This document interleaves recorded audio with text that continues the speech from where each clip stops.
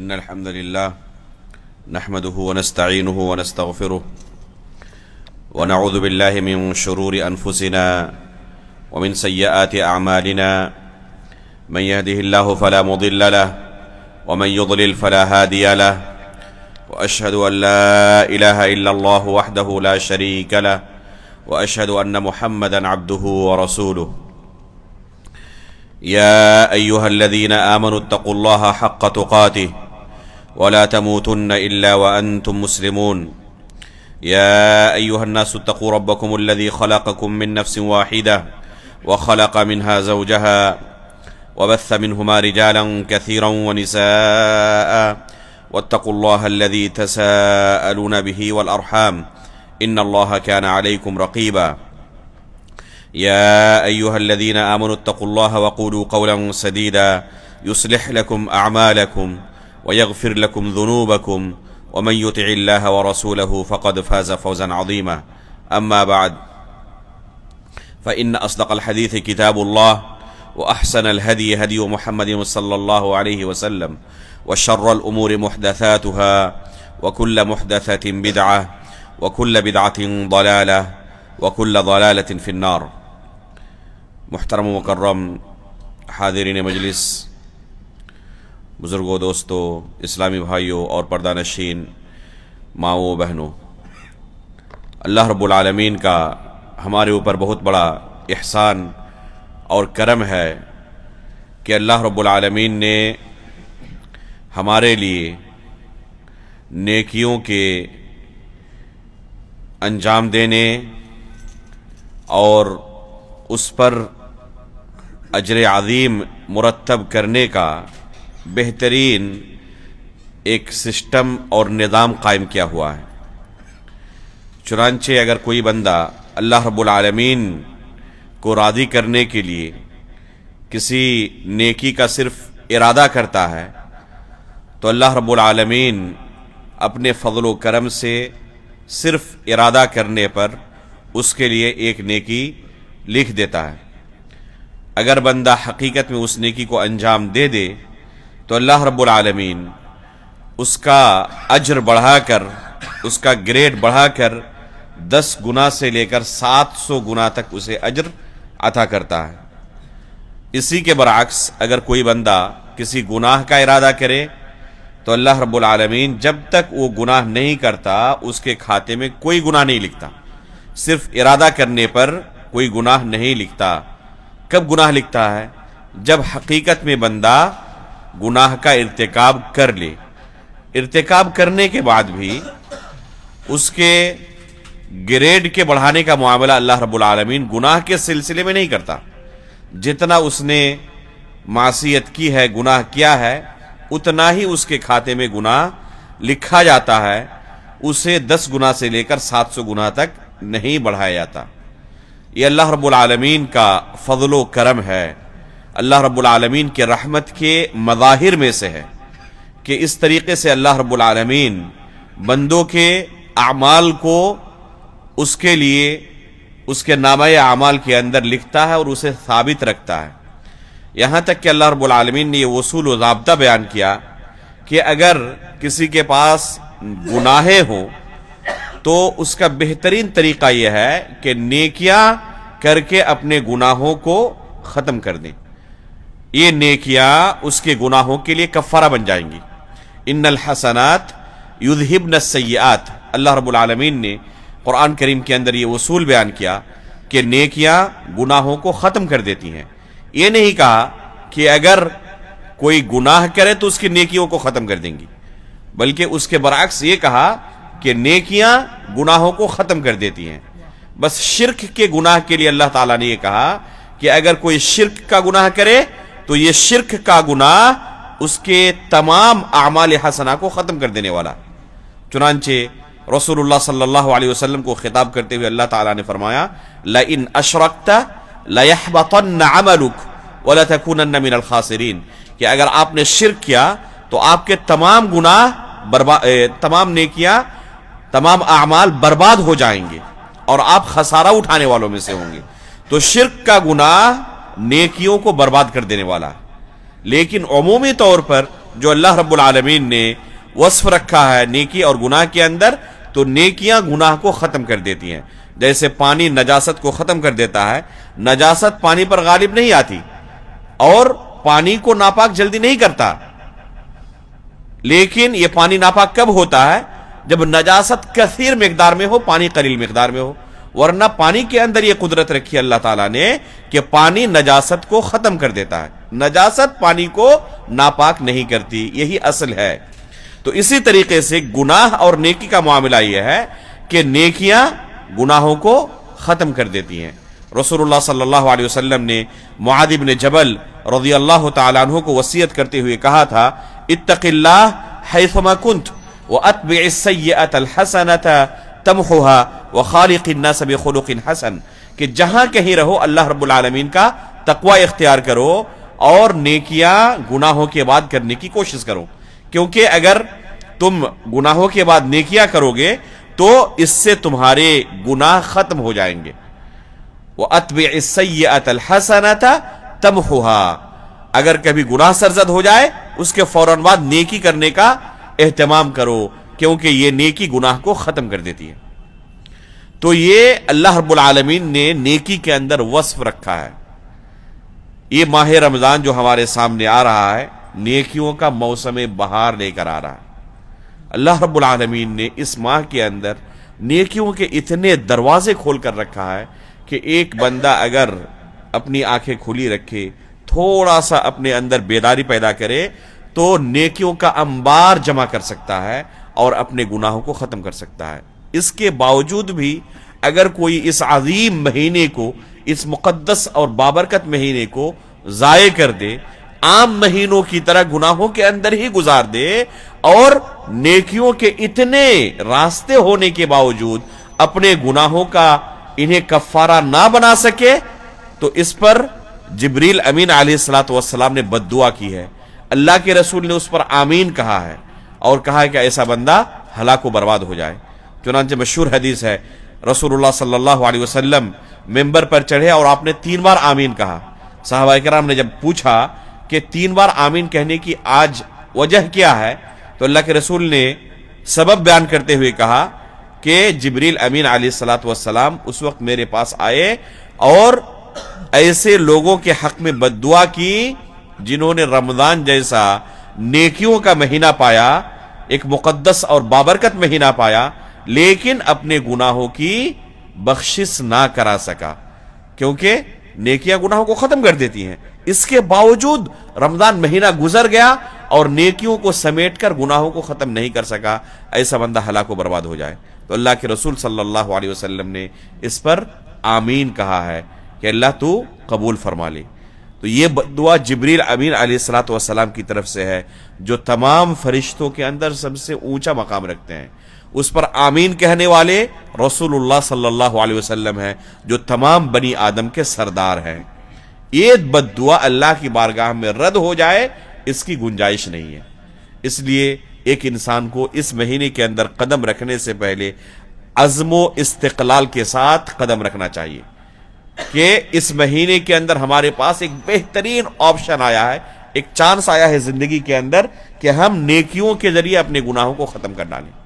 اگر حقیقت میں ہم نے اس مہینے کے اندر اللہ رب العالمین کی کما حقہ عبادت کی اور جو نیکی کے راستے اللہ رب العالمین نے اس مہینے کے اندر ہمارے لیے کھول کر رکھا ہے انہیں سمیٹنے کی کوشش کی، تو یہ مہینہ ایک مومن بندے کے لیے اتنا مقدس اور بابرکت مہینہ ہے کہ پورے سال کے اندر اسے یہ دوبارہ موقع نہیں ملتا۔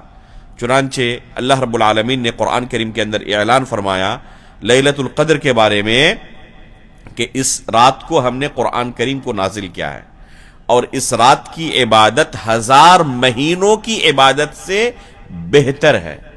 1000 مہینے ایک شخص کی زندگی میں اگر بہت لمبی عمر ملے تب آتی ہے، یعنی کسی نے اپنی پوری زندگی عبادت کی، اگر اس کی زندگی میں لیلۃ القدر نہیں ہے اور کسی دوسرے بندے نے لیلۃ القدر کی صرف عبادت کی، تو یہ عبادت اللہ کے یہاں اس کی پوری زندگی کی عبادت سے بہتر ہے۔ اس کے باوجود بھی اگر انسان ضائع کر دے اس رات کو، اس پورے مہینے کو، تو اس سے بڑا بد نصیب اور محروم کوئی نہیں ہو سکتا۔ عموماً عبادتوں کے اندر اللہ رب العالمین نے روزے کو بہت ہی اونچا مقام عطا کیا. رسول اللہ صلی اللہ علیہ وسلم کی حدیث ہے، صحیح بخاری اور صحیح مسلم دونوں کے اندر یہ روایت موجود ہے، متفق علیہ حدیث ہے. فرماتے ہیں من صام یوما فی سبیل اللہ بعد اللہ بہ وجہہ عن النار 70 خریفا، کہ اگر کوئی بندہ صرف ایک روزہ رکھے اللہ رب العالمین کے راستے میں، صرف ایک روزہ، اللہ کے رسول نے یہ قید نہیں لگائی کہ ماہ رمضان کا ہونا چاہیے یا عاشورے کا ہونا چاہیے یا عرفہ کا ہونا چاہیے، کوئی قید نہیں لگائی، علی الاطلاق کہا من صام یوما فی سبیل اللہ، اللہ کے راستے میں صرف ایک روزہ رکھتا ہے تو اللہ رب العالمین اس ایک روزے کے بدلے اسے جہنم سے 70 سال دور کر دیتے ہیں. یہ عام طور پر روزے کی فضیلت ہے. اور اگر بندہ ماہ رمضان کے اندر روزہ رکھے جو کہ اسلام کا ایک رکن ہے، جس کے روزے کو اللہ رب العالمین نے فرض قرار دیا ہے، تو اس کا اجر کتنا عطا کرنے والا ہے؟ 10 گنا سے لے کر 700 گنا تک نہیں، بلکہ اللہ رب العالمین نے کوئی لمیٹیشن نہیں رکھی، اس کے لیے کوئی حد بندی نہیں کی. الصوم لی وانا اجزی بہ، کہ روزہ بندہ میرے لیے رکھتا ہے، میں خود اس کا بدلہ عطا کرنے والا ہوں. کتنا؟ اس کی کوئی تحدید نہیں کی. تو یہ عبادت تمام عبادتوں کے اندر ایک نمایاں عبادت ہے. اس کے اندر جو اخلاص کی کیفیت ہوتی ہے، للہیت کی کیفیت ہوتی ہے، خشوع و خضوع کی کیفیت ہوتی ہے، وہ دوسری عبادتوں کے اندر اس درجے پر نہیں ہو پاتی. ایک بندہ لوگوں کی نظر میں ہو سکتا ہے کہ روزے دار ہو، لوگ اسے روزے دار سمجھ رہے ہو، لیکن حقیقت میں دروازہ بند کرنے کے بعد جب دنیا کی نظر سے اوجھل ہو جائے تو وہ کھا سکتا ہے، پی سکتا ہے، کوئی نہیں جانتا. لیکن اس کے باوجود کہ دنیا کا کوئی بندہ اسے نہیں دیکھ رہا ہے، شدید پیاس کے عالم میں ہے، بھوک سے تڑپ رہا ہے، لیکن ایک قطرہ پانی کا حلق سے نیچے گوارا نہیں کرتا کہ اتار دے. سامنے سب کچھ رکھا ہوا ہے، یہ کس کا خوف ہے؟ فقط اللہ رب العالمین کا. تو جو بندہ اللہ رب العالمین کے لیے اس طرح خواہشات کی قربانی پیش کرے تو اللہ رب العالمین ایسے عمل کو ضائع نہیں کرتا، برباد نہیں کرتا. لیکن جہاں اس طرف فضیلت ہے، وہیں اگر کوئی بندہ اس مہینے کی حرمت کو پامال کرے، اللہ رب العالمین نے اسے روزہ رکھنے کا حکم دیا تھا. روزہ رکھنے کا معنی کیا ہے؟ بہت ساری چیزیں جو اس کی زندگی میں حلال ہیں، کھانا حلال ہے، پینا حلال ہے، بیوی کے ساتھ ہم بستری کرنا حلال ہے، بلکہ عبادت ہے. اس کے باوجود ان حلال چیزوں کو اللہ رب العالمین کی رضامندی کے لیے ایک خاص وقت میں صبح صادق سے لے کر غروب آفتاب تک ترک کر دیتا ہے، کیونکہ اللہ نے حکم دیا ہے. جو حلال چیزیں تھیں وہ چیزیں اس کے لیے حرام ہو جاتی ہیں، اور جو چیزیں ہمیشہ اللہ تعالیٰ نے حرام کی ہیں، کیا وہ چیزیں حلال ہو جائیں گی؟ اگر ان حرام چیزوں کا بھی کوئی انسان روزے کی حالت میں ارتکاب کرتا رہے تو پھر اللہ رب العالمین کا غصہ بھی بہت سخت ہے. جہاں اللہ رب العالمین رحیم ہے، کریم ہے، وہی اللہ رب العالمین صفت غضب سے بھی متصف ہے. نبئ عبادی انی علی الغفور الرحیم، میرے بندوں کو خبر کر دو. اللہ رب العالمین نے قرآن کریم کے اندر آیت نازل کی، نبئ عبادی انی انا الغفور الرحیم، میرے بندوں کو کہہ دو کہ میں غفور الرحیم ہوں، گناہوں کو بخشنے والا ہوں، بندوں پر رحم و کرم کرنے والا ہوں. فوراً آگے والی آیت میں اللہ نے کیا کہا؟ وَأَنَّ عَذَابِي هُوَ الْعَذَابُ الْأَلِيمُ، یہ بھی بتا دو کہ میرا عذاب بھی بڑا دردناک اور سخت. تو اللہ تعالیٰ رحیم و کریم بھی ہے، اور اس کے عذاب اور اس کی سزا کی کیفیت بڑی دردناک ہے. ایک انسان برداشت نہیں کر سکتا اس کے عذاب کو. تو اللہ رب العالمین صفت رحمت سے بھی متصف ہے، صفت غضب سے بھی متصف ہے. اگر کسی بندے نے اس مہینے کی حرمت کو پامال کیا تو اس کے لیے بڑا دردناک عذاب بھی رکھا ہے. ایک حدیث کے اندر، بہت لمبی حدیث ہے، اللہ کے رسول صلی اللہ علیہ وسلم نے مختلف گناہ کرنے والوں کی کیفیت کو بیان کیا. روزہ جو نہیں رکھتے اور اس کی حرمت کو پامال کرتے رہتے ہیں، روزہ اس پر فرض ہو چکا ہے، اس کے باوجود کھاتے پیتے رہتے ہیں، ایسے لوگوں کی سزا اللہ کے رسول کو دکھایا گیا جہنم کے اندر کیا ہے؟ ان کے ہونٹوں کو اور ہونٹوں کے آس پاس کے جگہوں کو چیرا جا رہا ہے، خون کے وہاں سے خون نکل رہے ہیں، خون کے فوارے نکل رہے ہیں۔ اللہ کے رسول نے پوچھا کہ یہ کون لوگ ہیں؟ تو جواب دیا گیا کہ کیا یہ روزے کی حرمت کو پامال کرتے تھے، افطار کا وقت ہونے سے پہلے کھا لیتے تھے، یعنی روزہ نہیں رکھتے تھے۔ تو ان کے لیے سزا بھی بڑی دردناک اللہ رب العالمین نے ان کے لیے سزا رکھی ہے۔ اس لیے ایک انسان کو اس مہینے کے اندر جس طریقے سے اللہ تعالیٰ نے عبادت کرنے کا حکم دیا ہے اس طریقے سے عبادت کرنی چاہیے۔ روزہ بھی رکھے ہوئے ہے، ساتھ میں جھوٹ بولنا بھی جاری ہے، غیبت کرنا بھی جاری ہے، چغلی کرنا بھی جاری ہے، دوسرے حرام کاموں کا ارتکاب بھی جاری ہے۔ رسول اللہ صلی اللہ علیہ وسلم فرماتے ہیں من لم يدع قول الزور والعمل به فليس لله حاجہ فی ان يدع طعامه وشرابه، کہ اگر کوئی شخص جھوٹی باتیں کہنا اور جھوٹے عمل کرنا یعنی گناہ کے عمل کرنا ترک نہ کرے تو اللہ رب العالمین کو کوئی حاجت نہیں ہے کہ وہ اپنا کھانا پینا ترک کر دے۔ کھانا پینا اس نے ترک کیا ہے، جو کہ اس کے لیے حلال تھا وہ حرام ہو گیا۔ جھوٹ بولنا اور اس طرح گناہ کے کام کرنا عام دنوں میں بھی گناہ کبیرہ ہے، اور روزے کی حالت میں کرے تو اللہ رب العالمین کی بارگاہ میں اس کی عبادت قبول ہو جائے گی؟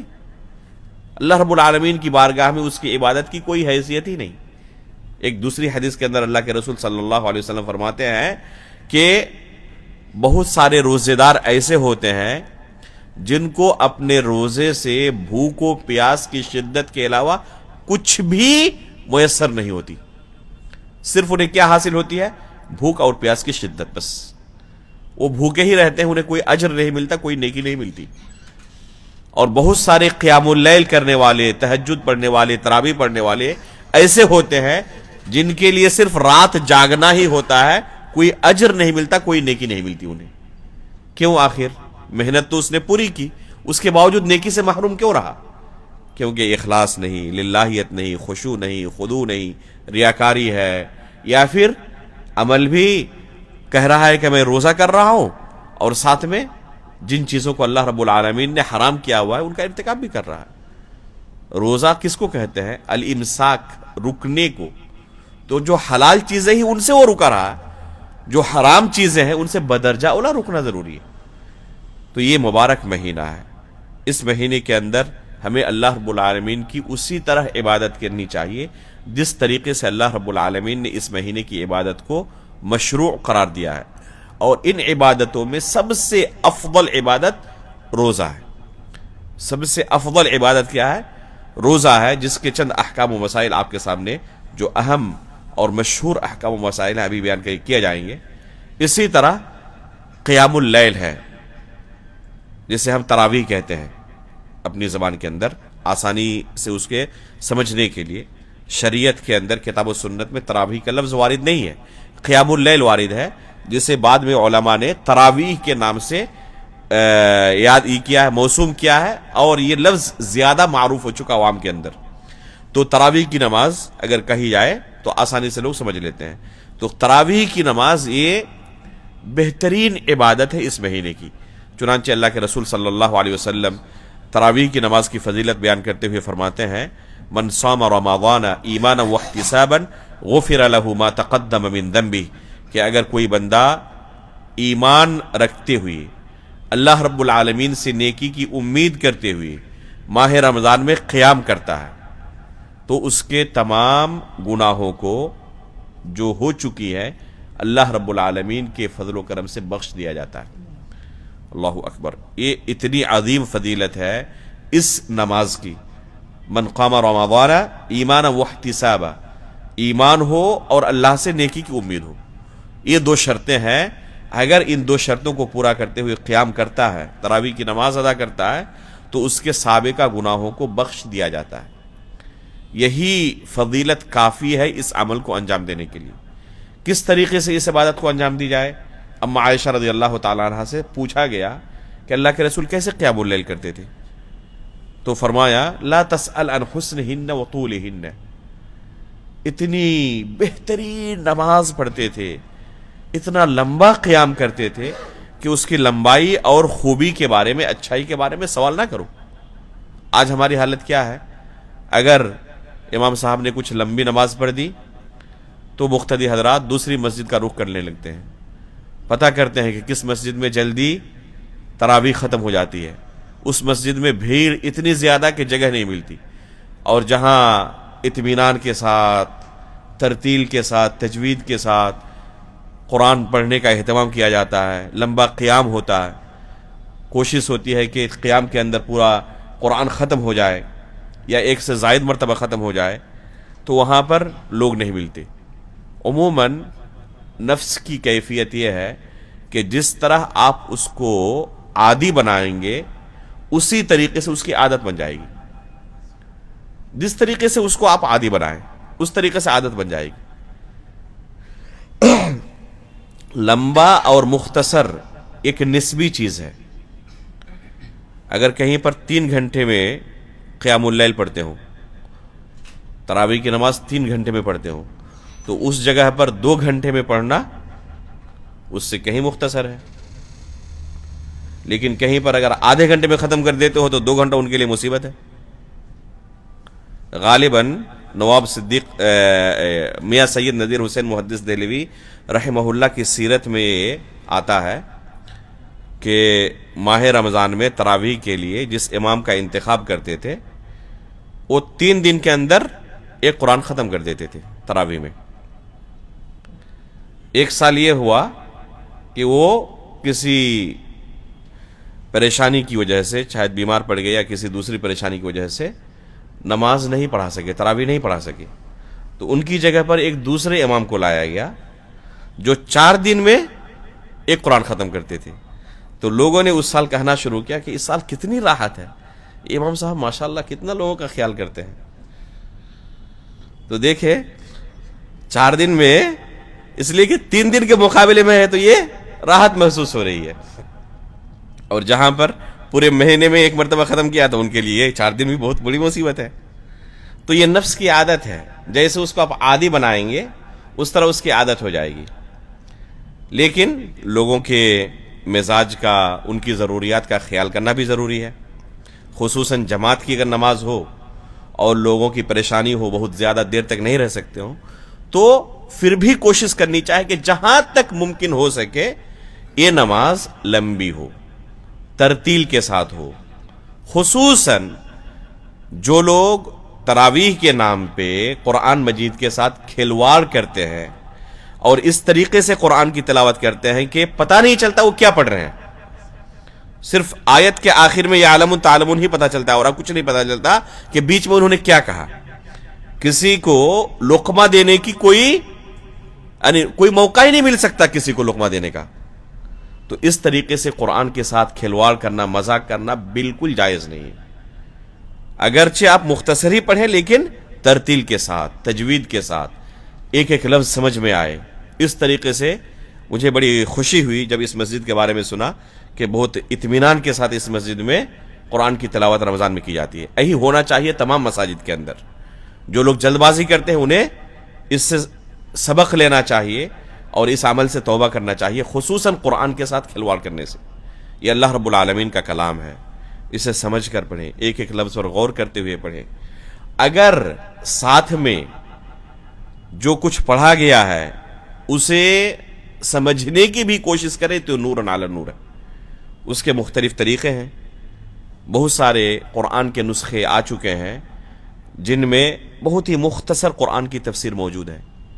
اگر ایک انسان صرف رمضان کے اندر ایک اپنا شیڈول بنا لے کہ اس مہینے قرآن کو مختصر ہی صحیح مجھے سمجھنے کی کوشش کرنی ہے، اللہ کا پیغام میرے لیے کیا ہے مجھے سمجھنے کی ضرورت ہے، اور کوئی اس طرح کی تفسیر چھوٹی سی منتخب کر لے اور روزانہ جو تراویح کے اندر پڑھا گیا ہے، 1 پارہ 1.25 پارہ جتنا بھی، اس کی تفسیر 15 منٹ 20 منٹ آدھا گھنٹہ 1 گھنٹہ نکال کر اس کو ہی کر لے، یا پھر علماء کے دروس جو ہیں جو قرآن کی تفسیر کرتے ہیں خصوصاً اس مہینے کے اندر، تو ان دروس کا اہتمام کرے اور اس کے اندر اللہ رب العالمین نے کیا پیغام دیا ہے اس پیغام کو بھی سمجھنے کی کوشش کریں، تو یہ نور علی نور ہوگا۔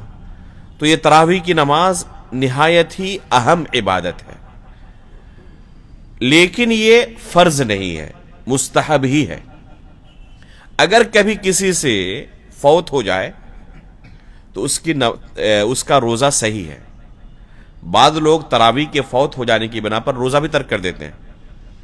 یہ سمجھتے ہیں کہ تراویح کی نماز نہیں اگر پڑھ سکا تو روزہ اس دن کا نہیں رکھ سکتا, جائز نہیں ہے. ایسی بات نہیں ہے. تراویح کی نماز روزے کے لیے شرط نہیں ہے. البتہ جان بوجھ کر یا بغیر کسی ضرورت کے اس نماز سے پیچھے نہیں رہنا چاہیے. اور تراویح پڑھنے والوں کو کوشش کرنی چاہیے کہ مکمل تراویح امام کے ساتھ پڑھ کر ہی مسجد سے نکلیں. اللہ کہ کوئی ضرورت پڑ جائے الگ بات ہے, لیکن بلا ضرورت بیچ نماز میں سے نکل جانا یا آخر میں امام صاحب کے ساتھ وتر کی نماز نہ پڑھنا, تو یہ طریقہ افضل نہیں ہے. گرچہ جائز ہے, اگر کوئی مزید نماز پڑھنا چاہے تو الگ بات ہے.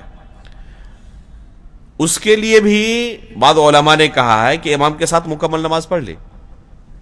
اس کے بعد سونے کے بعد اگر پھر بھی آنکھ کھل جاتی ہے فجر سے پہلے اور مزید نماز پڑھنا چاہے تو پڑھ سکتا ہے, اس کی گنجائش ہے. پڑھ سکتا ہے, اس کی گنجائش ہے. ایسی بات نہیں ہے کہ اس کے لیے اب ناجائز ہے وتر پڑھ لینے کے بعد اور مزید کوئی نماز پڑھنا, بلکہ اس کی گنجائش ہے. اور ایسے لوگوں کو بعض لوگ کرتے ہیں کیا, اس وتر کو توڑتے ہیں اور پھر نماز پڑھتے ہیں. تو توڑنے کی ضرورت نہیں ہے. لا وتران فی لیلہ, ایک رات میں ڈبل وتر نہیں ہے, تو ڈبل وتر کی ضرورت نہیں, اس وتر کو توڑنے کی بھی ضرورت نہیں, اور نہ مزید اگر نماز پڑھنا چاہے تو بعد میں پھر وتر پڑھنے کی ضرورت ہے, بلکہ جو وتر پڑھ لی اس نے پڑھ لی ہے وہی کافی ہے. اس کے بعد رات کو روزے کی نیت کرنا شرط ہے. بغیر نیت کے اللہ رب العالمین کوئی عمل قبول نہیں کرتا. اللہ کے رسول صلی اللہ علیہ وسلم کی حدیث ہے, انما الاعمال بالنیات, کہ اعمال کا دار و مدار نیتوں پر ہے. تو بغیر نیت کے اللہ رب العالمین کوئی عمل قبول نہیں کرتا. نیت کسے کہتے ہیں؟ نیت دل کے ارادے کا نام ہے. بس زبان سے ادا کرنا, جیسے کہ بعض لوگ کہتے ہیں نویت بصوم غد, تو یہ طریقہ بدعت ہے, جائز نہیں ہے. زبان سے نیت کرنا عقلاً اور نقلاً دونوں اعتبار سے جائز نہیں ہے, کیونکہ زبان سے ادا کرنے کو نیت کہتے ہی نہیں.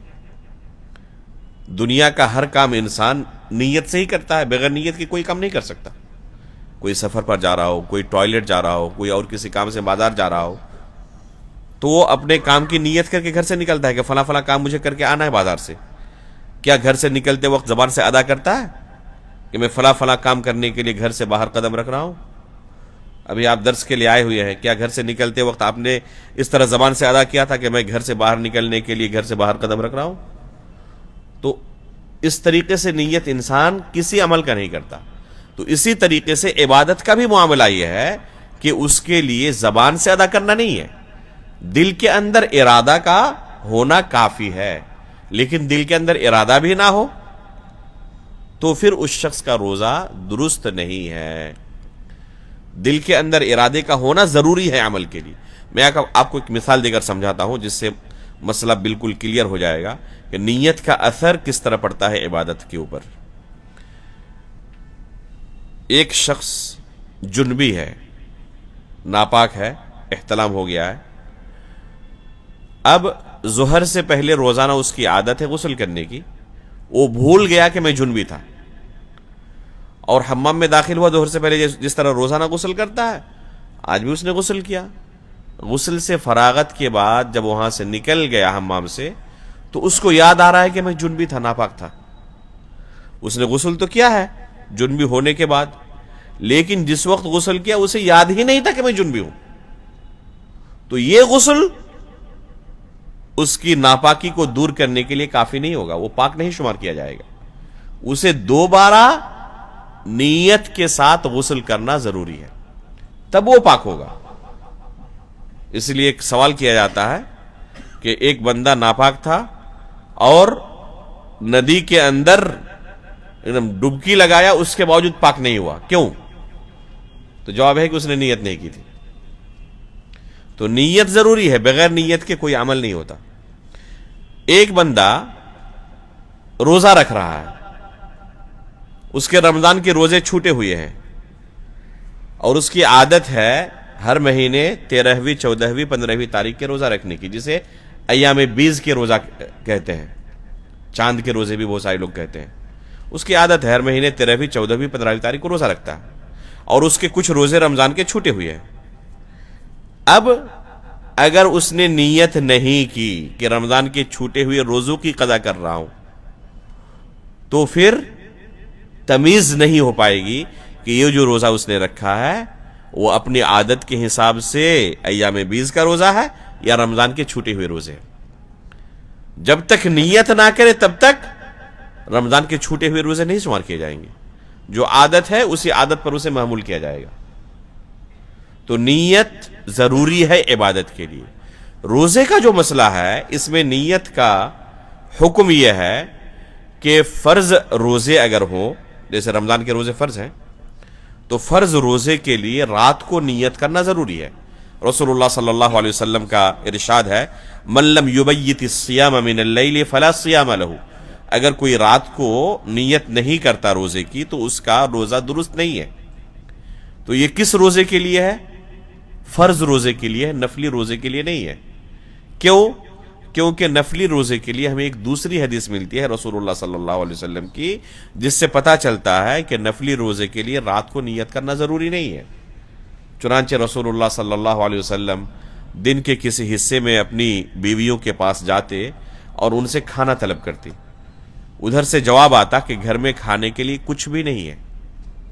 تو کہتے تب میں آج روزے سے ہوں. یہ حدیث اس بات کی دلیل ہے کہ نفلی روزوں کے لیے رات کو نیت کرنے کی شرط نہیں ہے. کیونکہ اگر اللہ کے رسول نے رات کو ہی روزے کی نیت کی ہوتی تو دن میں کھانا ہی طلب نہیں کرتے. اگر روزے کی حالت میں ہوتے تو کھانا طلب کرتے؟ ظاہر سی بات ہے نہیں طلب کرتے. تو کھانے کا طلب کرنا اس بات کی دلیل ہے کہ روزے کی نیت آپ نے نہیں کی ہے. جب جواب دیا گیا کہ گھر میں کھانا نہیں ہے تب کہا کہ تب میں روزے سے ہوں، یہ اس بات کی دلیل ہے کہ دن کے کسی حصے میں نیت کی جا سکتی ہے، لیکن اس کے لیے شرط بس ایک ہے، صبح صادق سے تب تک اس نے کچھ کھایا پیا نہ ہو. اگر کچھ کھا لیا ہو پی لیا ہو تو پھر اس دن کا روزہ اس کا درست نہیں ہے. تو اگر فجر سے کچھ کھایا پیا نہیں ہے اور دن کے کسی حصے میں نیت کرے تو نفلی روزے کی نیت درست ہے. البتہ فرض روزے کی نیت رات کو کرنا ضروری ہے.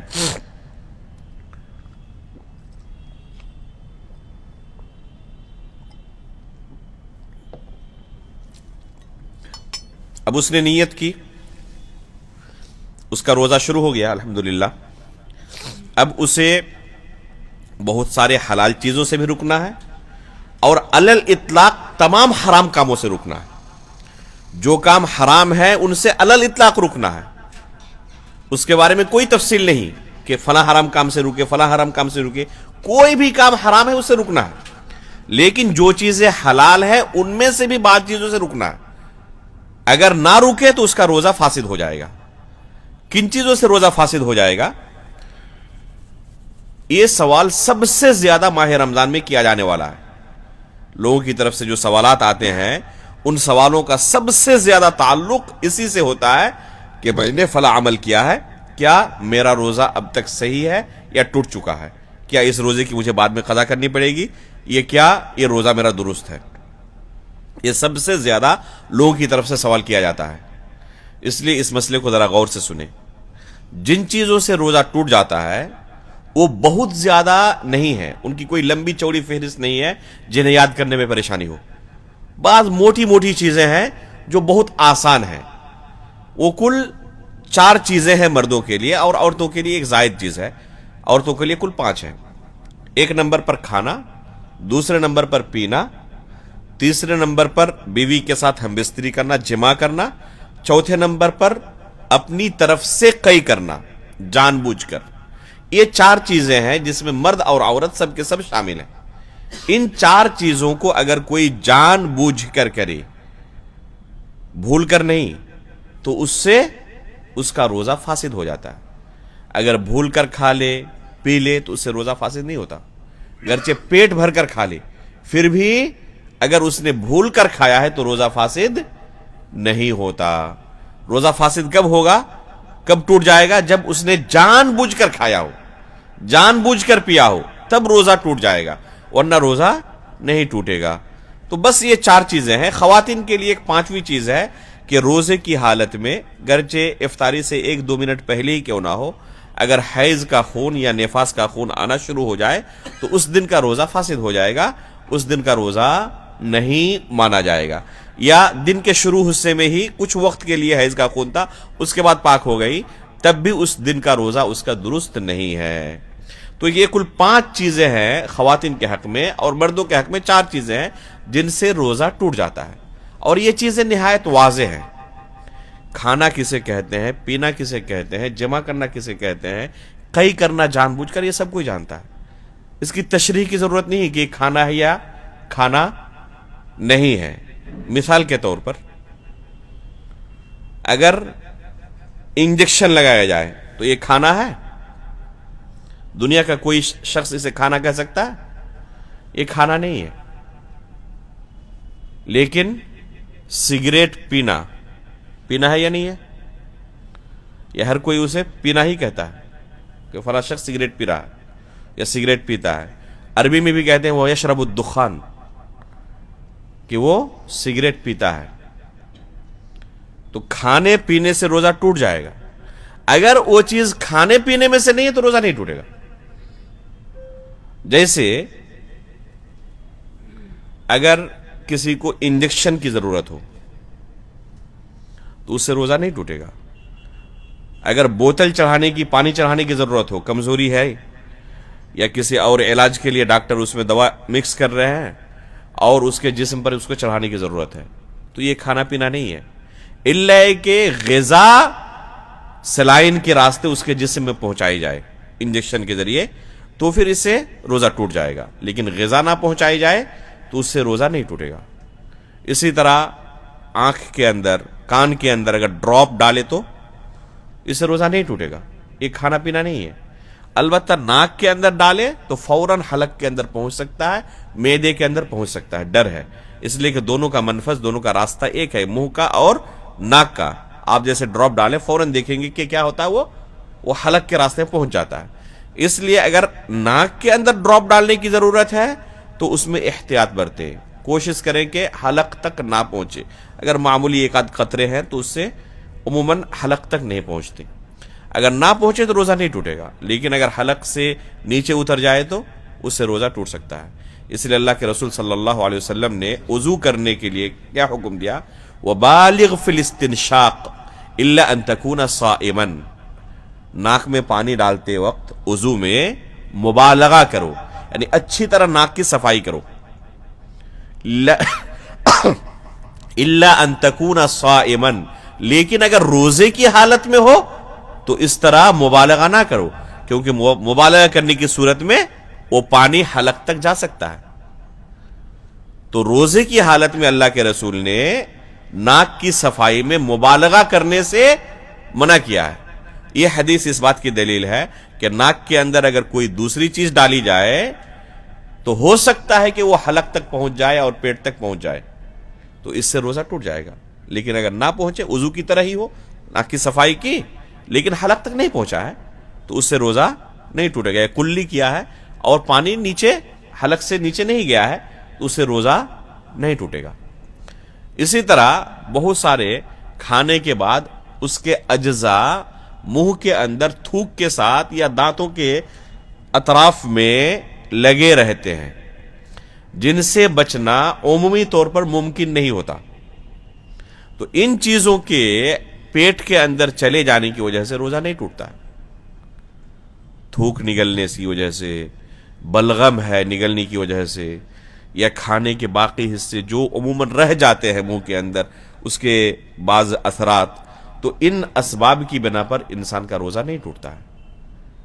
اسی طریقے سے اگر دانت اکھاڑنے کی ضرورت پڑے یا خود سے اکھڑ جائے تو اس سے روزہ نہیں ٹوٹتا ہے. سرما لگانے کی وجہ سے، تیل لگانے کی وجہ سے جسم میں، غسل کرنے کی وجہ سے روزہ نہیں ٹوٹتا ہے.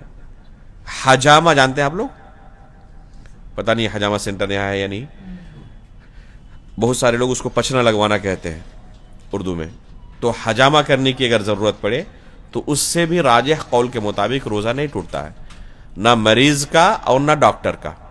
دونوں میں سے کسی کا روزہ نہیں ٹوٹتا ہے۔ اس سلسلے میں ایک حدیث بیان کی جاتی ہے، افطر الحاجم والمحجوم، کہ حجامہ کرنے والا اور جو حجامہ کرے دونوں کا روزہ ٹوٹ جاتا ہے۔ یہ حدیث صحیح ہے کہ روزہ ٹوٹ جاتا ہے، البتہ یہ حدیث راجح قول کے مطابق منسوخ ہے۔ ابو سعید خدری رضی اللہ تعالیٰ عنہ کی روایت ہے کہ رسول اللہ صلی اللہ علیہ وسلم نے حاجم اور محجوم کو حجامہ کی رخصت دی ہے۔ رخصت کا لفظ اس بات کی دلیل ہے کہ پہلے منع تھا، بعد میں اس کی اجازت دی۔ تو اس حدیث سے علماء نے استدلال کرتے ہوئے کہا ہے کہ حجامہ سے روزہ ٹوٹنے والا جو حکم تھا یہ منسوخ ہو چکا ہے۔ جو آخری حکم یہ ہے کہ حجامہ کرنے کی وجہ سے روزہ نہیں ٹوٹتا ہے۔ اسی طرح اگر آکسیجن لینے کی ضرورت پڑے یا انہیلر کی ضرورت پڑے، بعض لوگوں کو سانس لینے میں پریشانی ہوتی ہے یا کھانسی کی بیماری کو ایسے ڈاکٹر انہیلر وغیرہ کا انتظام کرتے ہیں، تو اس وجہ سے روزہ نہیں ٹوٹتا ہے۔ تو یہ چند اہم چیزیں تھیں جو لوگوں کی طرف سے سوال کیے جاتے ہیں، ان سے روزہ نہیں ٹوٹتا ہے۔ اسی طرح اگر کوئی ماہ رمضان میں دن میں جنبی ہو جائے، احتلام آ جائے، تو اس سے روزہ نہیں ٹوٹتا ہے۔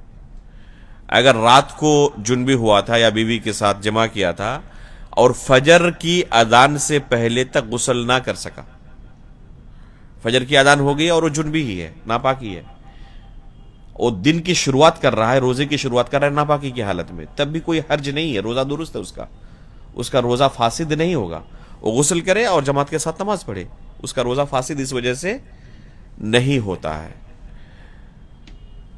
روزہ جس سے ٹوٹتا ہے وہ واضح طور پر فقط جماع ہے، جماع سے ہی روزہ ٹوٹتا ہے۔ اس کے علاوہ بیوی کے ساتھ بوس و کنار کی وجہ سے، مباشرت کی وجہ سے بھی روزہ نہیں ٹوٹتا ہے۔ البتہ اس سے اللہ کے رسول نے بعض لوگوں کو منع کیا ہے اور بعض لوگوں کو اجازت دی ہے۔ اس کی تطبیق علماء نے یہ دی ہے کہ اگر کوئی شخص جوان ہو اور ڈر ہو کہ اس وجہ سے بوس و کنارہ اور مباشرت کی وجہ سے جماع کے اندر مبتلا ہو سکتا ہے، تو ایسے لوگوں کو روکا ہے اس سے دور رہے، تاکہ وہ محظور کے اندر، حرام کام کے اندر مبتلا نہ ہو جائے۔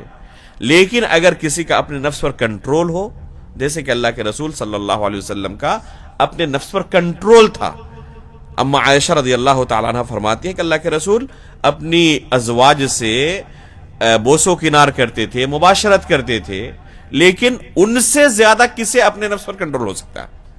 تو اگر کنٹرول کسی کو ہو تو وہ جائز ہے، اس کے لیے حرام نہیں ہے۔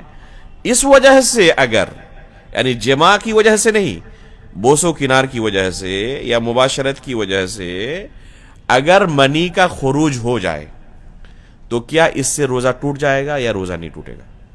یہ ایک مختلف فی مسئلہ ہے، بعض علماء نے کہا ہے کہ اس سے روزہ ٹوٹ جائے گا اور بعض علماء نے کہا اس سے روزہ نہیں ٹوٹتا۔ ابھی ہم نے کہا کہ 4 چیزیں ہیں فقط، ان میں سے جماع ہے، تو یہ جماع تو نہیں ہے، تو اس حساب سے اس کا روزہ نہیں ٹوٹنا چاہیے۔ بعض علماء نے کہا ہے کہ اگر منی کا خروج ہو جائے شہوت کی وجہ سے، احتلام کی وجہ سے نہیں، احتلام کی وجہ سے اگر منی کا خروج ہوتا ہے تو بالاجماع کسی کے نزدیک روزہ نہیں ٹوٹے گا۔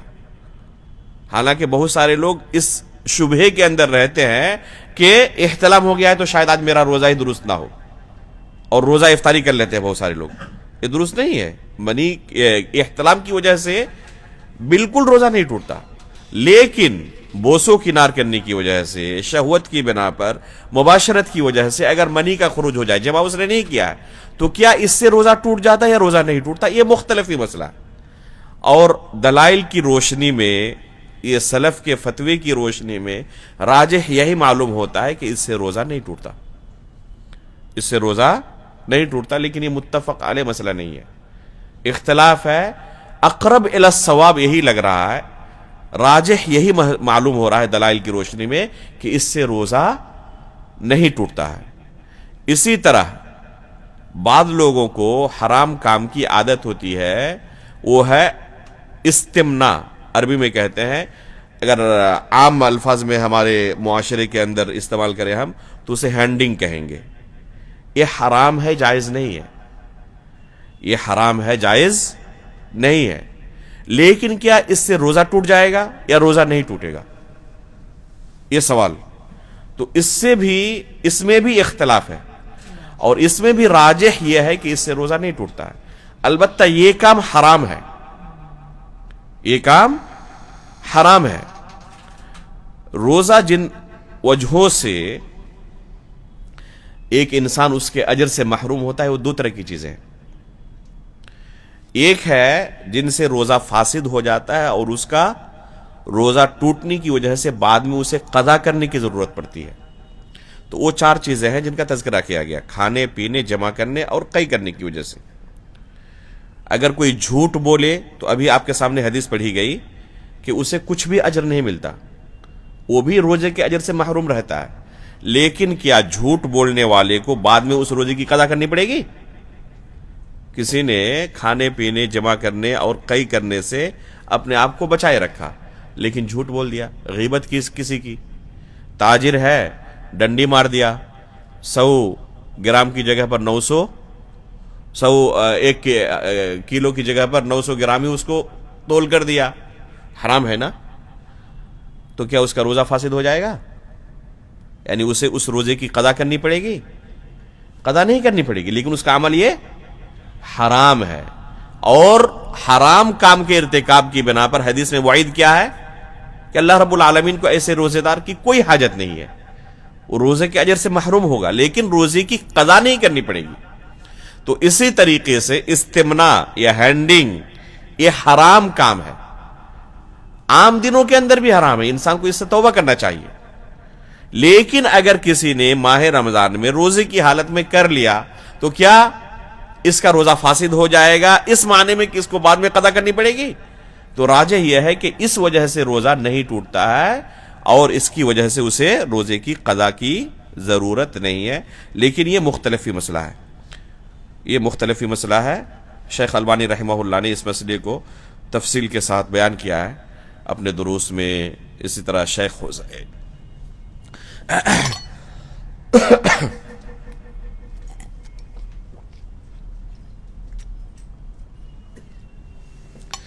حسین العوائشہ انہوں نے الموسوعہ الفقہیہ المیسرہ کے اندر تیسری جلد میں تفصیل کے ساتھ دلائل کی روشنی میں اس مسئلے کو ذکر کیا ہے.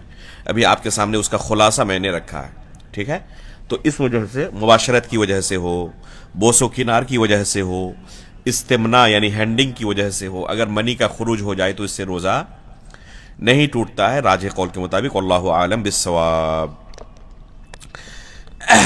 ماہ رمضان کے اندر دوسرے اعمال میں سے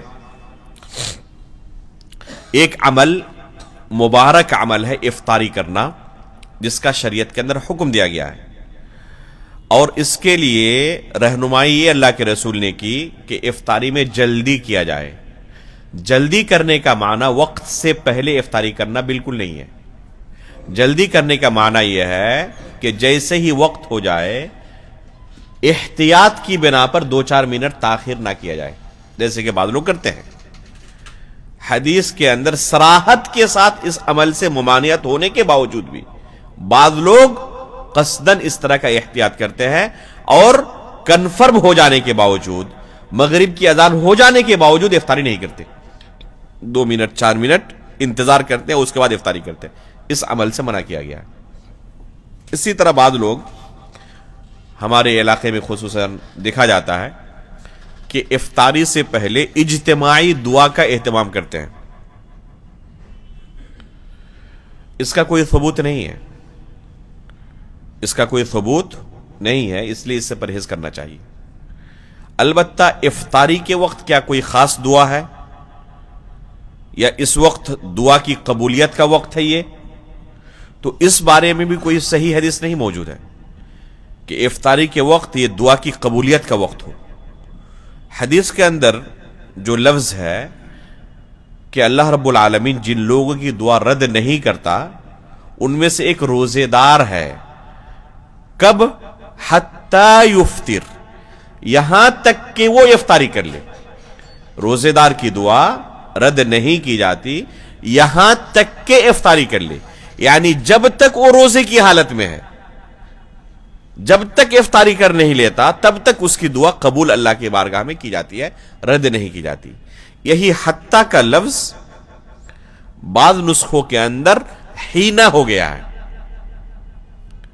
حتیٰ اور حینا لکھیں گے تو بہت زیادہ فرق نہیں ہے، ہا کے بعد تا ہے، اس کے بعد یا ہے، تو آپ لکھیں گے تو یا کی طرح نون بھی لکھتے ہیں، اور تا اوپر نقطہ ہے اور حینا میں یا کا نقطہ نیچے ہوگا، تو بعض نسخوں میں حتیٰ حینا ہو گیا ہے۔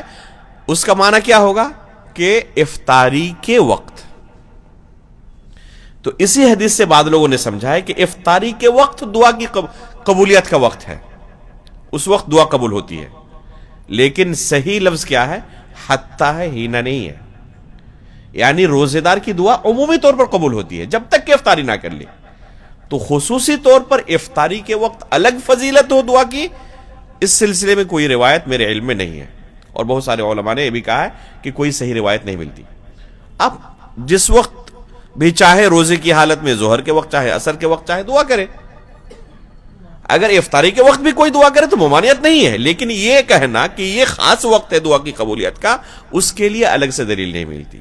اس کے اوپر کوئی اجتماعی شکل بنائے، ایک بندہ ہاتھ اٹھائے دعا کرے اور دوسرے لوگ اس پر آمین آمین کہیں، تو یہ سلف صالحین کا طریقہ نہیں تھا۔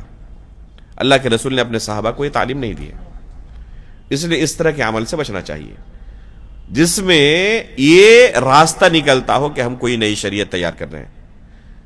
آپ دن بھر دعا کریں، دعا کی قبولیت کا ایک وقت ہے روزے کی حالت میں، تو جب تک آپ روزے کی حالت میں دعا کریں۔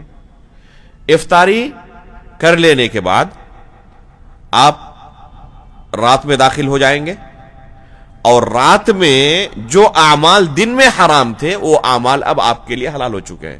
کھانا پینا، بیوی کے ساتھ ہم بستری کرنا، اور دوسرے اعمال جو حرام تھے وہ اب حلال ہو چکے ہیں، یعنی جو عام حالت میں حلال تھے، لیکن جو حرام کام ہمیشہ حرام ہے وہ کبھی حلال نہیں ہوتے، وہ کبھی حلال نہیں ہوتے۔ اب رات آپ کیسے گزاریں؟ تو قیام اللیل کے اندر آپ کی رات گزرنی چاہیے۔ سحری کا اہتمام کریں، خود اللہ کے رسول نے سحری کا اہتمام کرنے کا حکم دیا ہے، تسحروا فإن فی السحور برکہ۔ اللہ کے رسول فرماتے ہیں کہ تم سحری کیا کرو، کیونکہ سحری کے اندر اللہ رب العالمین نے برکت رکھی ہے، یہ ایک مبارک کھانا ہے۔ دلیل کی روشنی میں لوگ برکت بہت حاصل کرتے ہیں، کوشش کرتے ہیں، خصوصاً بنگالی علاقے میں اور زیادہ ہے۔ کسی کو کھانا دیا جائے اور تھوڑا سا پانی برکت باقی رہ گیا، ارے فلاں پیر صاحب کا یہ بچا ہوا ہے، تو اس کے لیے اب ٹوٹ پڑیں گے لوگ، اس میں برکت ہے۔ اس کے مبارک ہونے کی کوئی دلیل نہیں ہے۔ تو برکت اگر کسی چیز سے آپ حاصل کرنا چاہتے ہیں تو اس کے مبارک ہونے کی دلیل ہونی چاہیے کہ یہ چیز مبارک ہے۔ جیسے قرآن مبارک ہے، لیلۃ القدر مبارک رات ہے، کیا دلیل ہے؟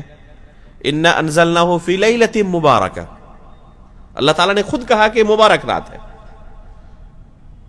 تو جس کے بابرکت ہونے کی دلیل موجود ہو اسے ہم بابرکت کہیں گے، جس کے بابرکت ہونے کی دلیل موجود نہ ہو اسے بابرکت نہیں کہہ سکتے۔ اب جو بابرکت چیز ہے دلیل کی روشنی میں، اس سے برکت اسی طریقے سے حاصل کی جائے گی جس طریقے سے برکت حاصل کرنے کا حکم آیا ہے۔ اب سحری کا جو کھانا ہے یہ مبارک کھانا ہے، تو اس سے برکت کیسے حاصل کی جائے گی؟ سحری کے وقت بیدار ہو کر اس کھانے کو کھانے سے برکت حاصل ہوگی۔ اب اگر اس کھانے کو نہ کھا کر کوئی گلے کے اندر لٹکا لے تو برکت حاصل ہوگی کہ بڑا مبارک کھانا ہے، دلیل اس کے اندر موجود ہے اس کے لیے کہ مبارک کھانا ہے، اس سے بیمار کی شفا کے لیے استعمال کرنے لگے تو برکت حاصل ہوئی؟ اس سے نہیں ہوگی۔ قرآن مبارک ہے، برکت کیسے حاصل کریں گے؟ پڑھ کر، تلاوت سن کر، عمل کر کے۔ لیکن اگر کوئی گلے میں لٹکائے تو اس کی آیتوں کو لکھ کر برکت حاصل ہوگی؟ یہ طریقہ نہیں ہے برکت حاصل کرنے کا۔ تو اللہ کے رسول نے کیا فرمایا؟ تسحروا فإن فی السحور برکہ، تم سحری کھایا کرو کیونکہ یہ سحری میں اللہ رب العالمین نے برکت رکھی ہے. بہت سارے لوگ خصوصاً شہر وغیرہ کے اندر کیا کرتے ہیں، رات کو سوتے وقت ہی سحری کھا کے سوتے ہیں. رات 12 بجے 11 بجے 1 بجے 2 بجے وہ سحری کھا کے سوتے ہیں تاکہ الگ سے فجر سے پہلے اٹھنے کا ٹینشن نہ رہے. یہ طریقہ درست نہیں ہے، اسے سحری نہیں کہتے، یہ ڈنر ہے. عربی میں کہے تو عشاء ہے، رات کا کھانا ہے. یہ سحری نہیں ہے. اللہ کے رسول نے کہا تسحروا، تم سحری کھایا کرو. فإن فی السحور، عربی میں اس کو سحور کہتے ہیں، اور رات کے کھانے کو عشاء کہتے ہیں. سحور کسے کہا جاتا ہے؟ جو سحر کے وقت کھایا جائے. سحور اس کھانے کو کہتے ہیں جو سحر کے وقت کھایا جائے. اور سحر کا وقت کون سا ہے؟ فجر کی اذان سے پہلے کا وقت، یہ سحر کا وقت ہے، تہجد کا وقت جسے آپ کہتے ہیں. تو اس وقت جو کھانا کھایا جائے اسے سحور کہتے ہیں عربی میں. اور رات کو جو کھایا جائے وہ عشاء ہے، وہ ڈنر ہے، وہ سحری نہیں ہے. اس لیے سحری کھانے کا اہتمام ہونا چاہیے. گرچہ آپ ایک کھجور ہی کیوں نہ کھائیں، 1 گلاس پانی یا دودھ یا چائے کافی جو آپ کی عادت ہو، اب کچھ بھی کھائیں لیکن ضرور کھائیں. اس وقت بیدار ہونے کی کوشش کریں. دوسری ایک اہم تنبیہ سحری کے تعلق سے، عموماً بہت سارے لوگوں کو توفیق نہیں ہوتی فجر سے پہلے بیدار ہونے کی. حالانکہ ایک انسان کی عادت ہونی چاہیے فجر سے پہلے بیدار ہونے کی اور اس وقت دعا کا اہتمام کرنے کی. اس سے زیادہ اگر موقع ملے تو 2 رکعت نماز بھی پڑھنے کی، یا اس سے زیادہ اگر پڑھنا چاہے تو اور زیادہ افضل ہے، یعنی تہجد کی نماز. اگر بہت زیادہ کام کرنے کی وجہ سے جسم تھکا رہتا ہے، وقت کی قلت ہے، تہجد کے لیے نہیں جاگ پاتا، لیکن فجر کے لیے تو جاگے گا ہی نا. اس میں تو کوئی آپشنل نہیں ہے کہ فجر کے لیے جاگے یا نہ جاگے، یہ تو الزامی ہے، ضروری ہے. اگر اپنے آپ کو مسلمان ہونے کا دعویٰ کرتا ہے تو فجر کی نماز کے لیے اسے جاگنا ہی ہے. فجر کی نماز جماعت کے ساتھ پڑھنی ہی پڑھنی ہے، چاہے وہ رات 4 بجے سوئے یا 3 بجے سوئے. فجر کی نماز جماعت کے ساتھ اس کے پڑھنی ہے. جب فجر کی نماز کے لیے جاگے گا ہی، کوشش کرے کہ 10 منٹ 15 منٹ پہلے کا الارم لگائے اور اس وقت اٹھ کر دعا کرنے کا اہتمام کرے. اللہ کے رسول صلی اللہ علیہ وسلم فرماتے ہیں ینزل ربنا تبارک و تعالی حین یبقى ثلث اللیل الآخر، کہ اللہ رب العالمین رات کے آخری پہر آسمان دنیا میں نزول فرماتا ہے اور پھر یہ آواز لگاتا ہے کوئی میرا بندہ جو گنہگار ہو اپنے گناہوں کی بخشش مجھ سے طلب کرنا چاہے، ہے کوئی میرا بندہ جو محتاج ہو اور اپنی محتاجگی مجھ سے دور کرنا چاہے، ہے کوئی میرا بندہ جو سوالی ہو اور مجھ سے کچھ مانگنا چاہے. خود اللہ رب العالمین آسمان دنیا میں نزول فرماتا ہے اور آواز لگاتا ہے بندے کی دعا قبول کرنے کے لیے.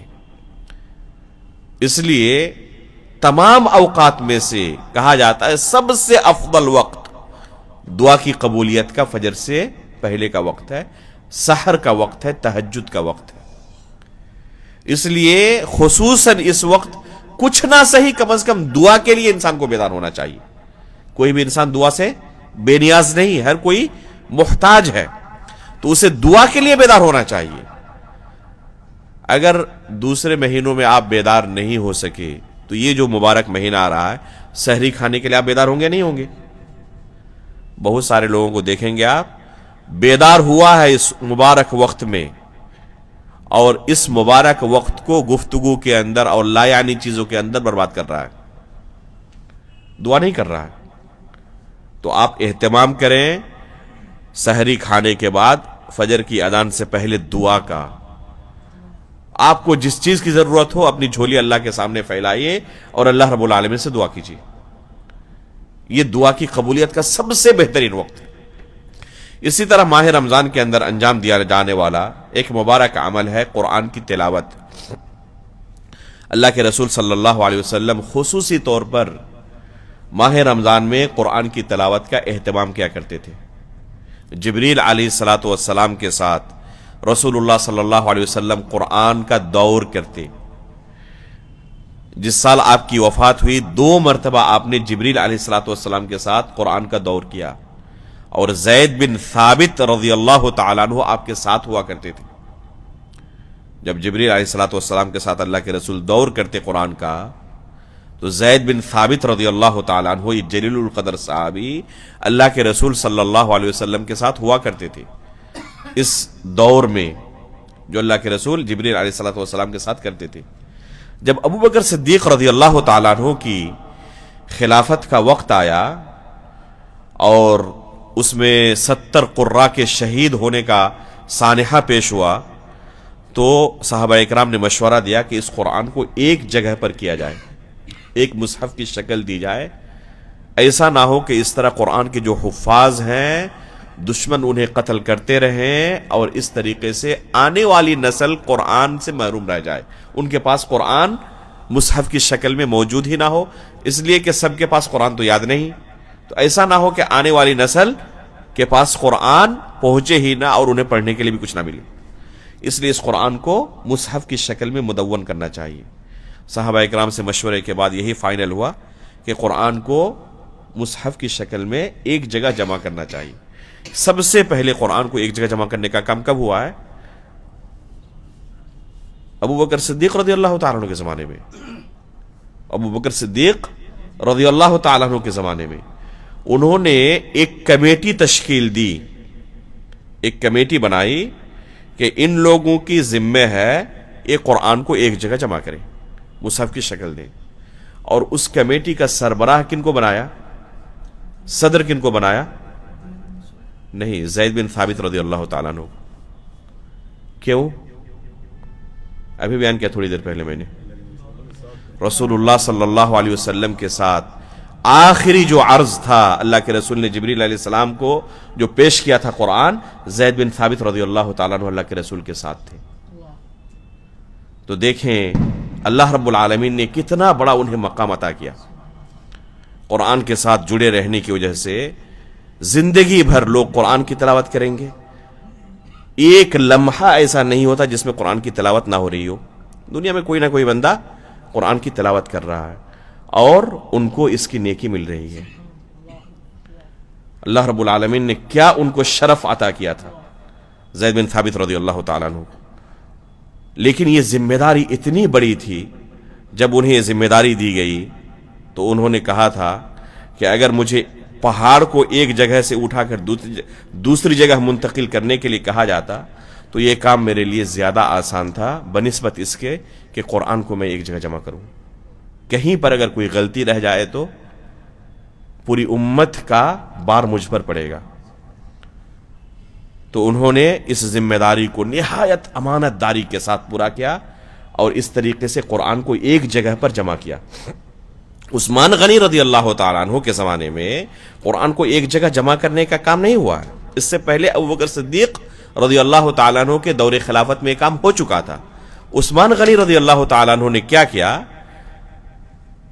کئی قراءت پر لوگ قرآن کو پڑھتے تھے اور آپس میں اختلاف کا ڈر تھا، اس وجہ سے قریش کی لغت پر قرآن کو باقی رکھ کر دوسرے تمام نسخوں کو چلا دیا گیا اور ایک ہی نسخہ باقی رکھا اور اس کے کئی کاپیاں تیار کرائیں۔ بعض روایت کے اندر ملتا ہے کہ 6 کاپی تیار کرائی تھی، 6 کاپی تیار کرائی تھی، اور یہ 6 کاپی انہوں نے اس وقت تک جہاں تک اسلامی حکومت پھیل چکی تھی وہاں کے لوگوں تک اس قرآن کو پہنچایا تھا۔ ابو بکر صدیق رضی اللہ تعالیٰ عنہ کے زمانے میں جو قرآن جمع کیا گیا تھا، زید بن ثابت رضی اللہ تعالیٰ عنہ کی عمارت میں وہ قرآن رہا ابو بکر صدیق رضی اللہ تعالیٰ عنہ کے پاس۔ اس کے بعد جب عمر فاروق رضی اللہ تعالیٰ عنہ خلیفہ ہوئے، عمر فاروق رضی اللہ تعالیٰ عنہ کے پاس رہا۔ اس کے بعد وفات کے بعد ان کی بیٹی ام المؤمنین حفصہ رضی اللہ تعالیٰ عنہ کے پاس قرآن رہا۔ پھر عثمان غنی رضی اللہ تعالیٰ عنہ نے اسی نسخے کو جو ابو بکر صدیق رضی اللہ تعالیٰ عنہ کے زمانے میں جمع کیا گیا تھا اس سے کاپی کرنے کا حکم دیا، اور اس طرح نسخے قرآن کے انہوں نے دنیا کے کونے کونے میں پھیلائے، اس لیے اسے مصحف عثمانی کہا جاتا ہے۔ عثمان غنی رضی اللہ تعالیٰ عنہ کی طرف نسبت کرتے ہوئے. اس تفصیل کو بیان کرنے کا مقصد کیا ہے؟ اس تفصیل سے ہمیں کیا پتا چلا کہ اللہ کے رسول کے زمانے میں پورا قرآن ایک جگہ پر نہیں تھا، یہی نا؟ سب سے پہلے قرآن کو ایک جگہ پر کب جمع کیا گیا ہے؟ ابو بکر صدیق رضی اللہ تعالیٰ عنہ کے زمانے میں. یعنی پوری زندگی میں رسول اللہ صلی اللہ علیہ وسلم کی کسی صحابی کے پاس ایک جگہ پر قرآن موجود نہیں تھا پوری زندگی میں. وہ رمضان کیسے گزارتے تھے؟ ان کے سینے میں پورا قرآن ہوتا تھا، ہمیشہ قرآن کے ساتھ گزارتے تھے. چنانچہ آپ اگر صحابہ اکرام کی، تابعین، تبع تابعین کی سیرت کو پڑھیں، خصوصاً قرآن کے ساتھ ان کی زندگی کیسے گزرتی تھی، خصوصاً ماہ رمضان میں کیسے وہ قرآن کے ساتھ رہتے تھے، تو آپ کو ایسا لگے گا کہ صرف شاید ان کی زندگی میں قرآن ہی تھا اور کچھ نہیں تھا. اپنا ایک ایک منٹ قرآن کے لیے وقف کر دیتے، قربان کر دیتے تھے. جو دوسرے کام کرتے تھے وہ بھی کوئی غلط کام نہیں ہوتے، وہ بھی اسلام کی خدمت کے لیے، نشر و اشاعت کے لیے ہی ان کے اوقات صرف ہوتے تھے. اس کے باوجود کہتے کہ جو اوقات ہم نے قرآن کے علاوہ دوسری چیزوں میں صرف کیا ان پر ہمیں افسوس ہو رہا ہے، کاش ان اوقات کو بھی قرآن میں ہی لگا دیتے ہم. ان کے زمانے میں قرآن گرچہ ایک جگہ پر نہیں تھا لیکن ان کے سینے میں قرآن پورا محفوظ ہوتا تھا، قرآن کے ساتھ وہ جیتے تھے. عبداللہ بن عمرو بن عاص رضی اللہ تعالیٰ عنہ سے اللہ کے رسول نے پوچھا کیف تختم، کیسے آپ قرآن ختم کرتے ہو؟ تو جواب دیا کل لیلہ، روزانہ رات کو ایک قرآن ختم کر دیتا ہوں میں. اور یہ کوئی من گھڑت روایت نہیں ہے، صحیح بخاری صحیح مسلم دونوں کے اندر یہ حدیث موجود ہے، صحیحین کی روایت ہے. کہتے ہیں کل لیلہ، روزانہ رات کو ایک قرآن ختم کرتا ہوں. تو اللہ کے رسول نے کہا کہ مہینے کے اندر ایک مرتبہ ختم کیا کرو بس. اس شخص کی کیا حالت ہوگی جو روزانہ ایک مرتبہ ختم کرتا ہو، اسے کہا جائے 30 دن میں ایک مرتبہ ختم کرو، اس کی کیا حالت ہوگی؟ تڑپ گئے. کہنے لگا اللہ کے رسول میری طاقت اس سے کہیں زیادہ ہے، کیسے صبر کر پاؤں گا؟ انی اطیق اکثر من ذلک، اس سے کہیں زیادہ اللہ نے مجھے طاقت دی ہے، کیسے صرف ایک بار پورے مہینے کے اندر قرآن ختم کروں؟ تھوڑا سا بڑھائیے اور کچھ مہلت دیں، کچھ اجازت زیادہ مل جائے. کوشش میں لگے رہے بڑھانے کی اس مقدار کو، یہاں تک کہ اللہ کے رسول نے 7 دن مقرر کی کہ 7 دن سے پہلے ختم نہ کرنا. کیوں؟ کیونکہ اگر عمل تھوڑا سا بھی ہو اور اس پر مداومت برتی جائے، ہمیشہ انسان اس پر جاری رہے، یہ عمل اللہ تعالیٰ کے نزدیک بہت محبوب ہے بنسبت اس کے کہ چند دن بہت زیادہ عمل کر لیا اس کے بعد بالکل چھوڑ دیا. اس سے کہیں افضل ہے کہ تھوڑا ہی کرے لیکن ہمیشہ کرتے رہے. تو اللہ کے رسول نے کہا ہو سکتا ہے کہ تمہیں لمبی زندگی ملے، آج جوانی ہے بہت آسان ہے، بعد میں تمہیں مشکلات کا سامنا کرنا پڑ سکتا ہے. لیکن جوانی کے عالم میں انہوں نے اسے قبول نہیں کیا، اصرار کرتے رہے آخر تک. اصرار کے باوجود اللہ کے رسول نے جو حد متعین کی ان کے لیے وہ 7 دن کی حد متعین کی، اس سے زیادہ پہلے ختم نہ کریں. جیسا اللہ کے رسول صلی اللہ علیہ وسلم نے خدشہ ظاہر کیا تھا اسی طرح ہوا بھی، لمبی زندگی ملی. جب بڑھاپے کی حالت میں پہنچ گئے، بستر پر چلے گئے، ایک عمل جس پر زندگی گزار دی ہو اب چھوڑنا بہت مشکل ہو رہا ہے. تو اس وقت کہتے تھے کہ اللہ کے رسول نے جو مجھے رخصت دی تھی کاش کہ اس رخصت کو قبول کر لیا ہوتا. آج افسوس ہو رہا ہے کہ کیوں اللہ کے رسول کی بات میں نے قبول نہیں کر لی تھی. اللہ کے رسول نے بہت اصرار کے ساتھ کہا تھا کہ ایک مرتبہ ختم کرنا مہینے میں. اگر اس رخصت کو قبول کر لیا ہوتا تو آج کتنی راحت ہوتی. لیکن ایک عمل جس پر زندگی گزار دی ہو اب کیسے چھوڑ دوں؟ اب گوارا نہیں ہو رہا ہے دل. روایت کے اندر آتا ہے کہ آخر وقت تک بستر پر بھی انہوں نے 7 دن کے اندر قرآن ختم کرنا جاری رکھا، اس عمل کو چھوڑا نہیں. نیکی کے اندر جو لذت اللہ نے رکھی ہے، لوگ کہتے ہیں کہ گناہ چھوڑنے میں پریشانی ہوتی ہے، حقیقت میں انہوں نے نیکی کو آزمایا ہی نہیں. نیکی کے اندر جو لذت ہے گناہ کی لذت اس کا کیا مقابلہ کر سکتی ہے؟ جس کو نیکی کی عادت پڑی ہوئی ہو اگر وہ کسی وجہ سے محروم ہو جائے، بیماری کی وجہ سے یا اور کسی پریشانی کی وجہ سے، اس کے دل کے اندر کیا گزر رہی ہوتی ہے وہی جانتا ہے. تو میرے بھائیوں نیکی کی عادت ڈالیں. نیکی کی عادت اگر انسان کو پڑ جائے تو پھر گناہوں سے بچنا، دور رہنا اس کے لیے بہت آسان ہو جاتا ہے. اسی نفس کو نفس مطمئنہ کہا گیا ہے. اگر ایک انسان توبہ بھی کرے اور گناہ بھی کرے تو نفس کے اندر ملامت ہوتی رہتی ہے، یہ نفس لوامہ ہے. لیکن ایک انسان نیکی کے اندر گزار رہا ہے تو نفس مطمئن رہتا ہے، خوش رہتا ہے. اور ایسے نفوس مطمئنہ کے لیے اللہ تعالیٰ نے قرآن میں کیا کہا ہے کہ وفات کے وقت فرشتے آتے ہیں ان کے پاس اور کہتے ہیں یا ایتھا النفس المطمئنہ ارجعی الی ربک راضیۃ مرضیہ. اے نفس مطمئنہ اب وقت ہو چکا ہے، اللہ رب العالمین کی طرف پلٹ جاؤ. فادخلی فی عبادی وادخلی جنتی. اللہ رب العالمین ایسے نفوس مطمئنہ کو دنیا کے اندر فرشتے کیا کرتے ہیں؟ جنت کی خوشخبری دیتے ہوئے اس کے جان کو قبض کرتے ہیں. تو یہ مہینہ جو آ رہا ہے یہ عبادت کی ٹرننگ کا مہینہ ہے. ایک دو نہیں، بے شمار عبادتوں کو اللہ رب العالمین نے اس مہینے کے اندر مشروع قرار دیا ہوا ہے. ایک ایک منٹ کو مبارک جانے، نیکی کے اندر، عبادت کے اندر صرف کرنے کی کوشش کریں. اللہ رب العالمین سے ہم دعا کرتے ہیں کہ اللہ رب العالمین صحت و عافیت کے ساتھ، اخلاص و للہیت کے ساتھ، خشوع و خضوع کے ساتھ اس مہینے میں قدم رکھنے کی ہمیں توفیق عطا فرمائے. مکمل مہینے کو، ایک ایک منٹ کو اللہ رب العالمین کی عبادت میں صرف کرنے کی توفیق عطا فرمائے. آمین. تقبل رب العالمین. وصلی اللہ علی نبینا محمد. سبحانک اللہم و بحمدک، اشہد ان لا الہ الا انت، استغفرک و اتوب الیک.